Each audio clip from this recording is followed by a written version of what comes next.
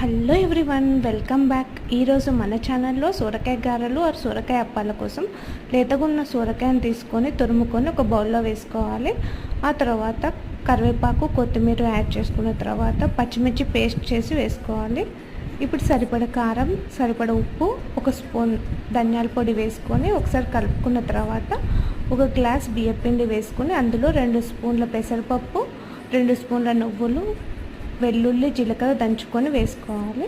ఆ తర్వాత వేయించిన పల్లీలు కూడా వేసుకొని వీటన్నిటిని కలుపుకోవాలి. మనకి ఇందులో సొరకాయలో ఉన్న వాటరే సరిపోతాయి, మళ్ళీ ఎక్స్ట్రా వాటర్ ఏం యాడ్ చేసుకొని అవసరం లేదు.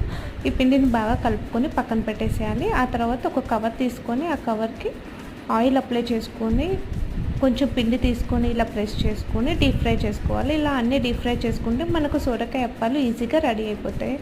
ఈ వీడియో మీకు నచ్చినట్లయితే లైక్ చేయండి అండ్ సబ్స్క్రైబ్ చేసుకోండి. Thanks for watching.